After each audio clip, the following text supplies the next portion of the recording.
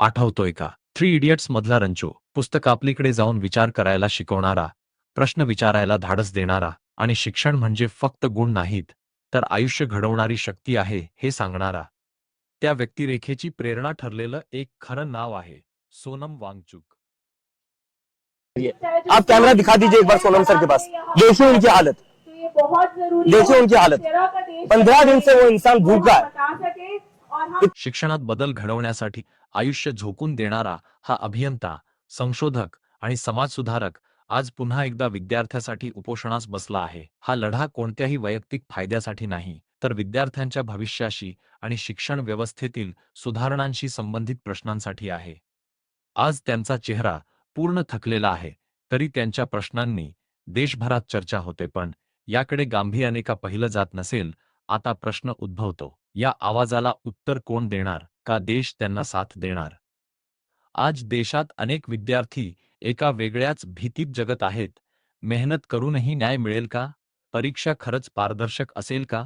आणि भविष्यातील स्वप्न कुणाच्या निष्काळजीपणामुळे उद्ध्वस्त तर होणार नाहीत ना? नीट पेपरफुटीच्या आंदोलनाने ही वेदना अधिक तीव्र केली आहे. हजारो विद्यार्थ्यांच्या मनात एकच प्रश्न आहे, आमच्या मेहनतीचं काय? आमच्या विश्वासाचं काय? ही फक्त एका परीक्षेची गोष्ट नाही, ही त्या तरुणाईची गोष्ट आहे, जी रात्रभर जागून अभ्यास करते, पण सकाळी बातम्यांमध्ये पेपरफुटी, अनियमितता आणि अन्याय ऐकते. विद्यार्थ्यांच्या चेहऱ्यावरचा ताण, पालकांच्या डोळ्यातली चिंता आणि भविष्याबद्दलची अनिश्चितता, हे सगळं आज एका मोठ्या प्रश्नाचं रूप घेत आहे. पण सरकार का लक्ष देत नसेल, हा प्रश्न सामान्य जनतेला पडत आहे. सीजेपीचे अभिजित दीपके यांनी या आंदोलनाला शांततापूर्ण आणि लोकशाही मार्गाने साथ देण्याचं आवाहन केलं आहे. त्यांनी 20 तारखेला होणाऱ्या मोर्चात मोठ्या संख्येने सहभागी होण्याचंही सांगितलं आहे. त्याचबरोबर शिक्षण मंत्र्यांच्या राजीनाम्याची मागणीही अधिक तीव्र होत आहे.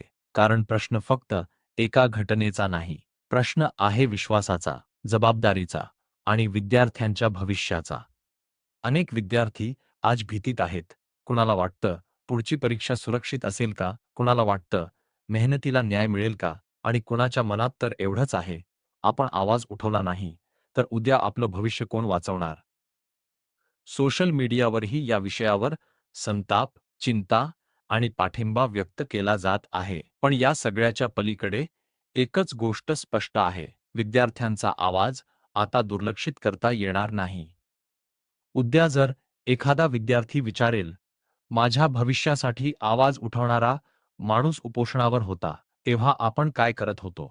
तर आपल्या प्रत्येकाकडे त्या प्रश्नाचं उत्तर असलं पाहिजे.